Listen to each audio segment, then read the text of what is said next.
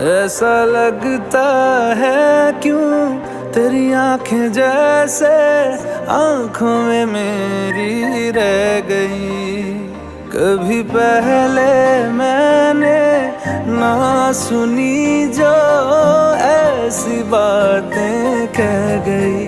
तू ही तू है जो हर तरफ मेरे, जो तुझसे परे मैं जाऊं कहाँ।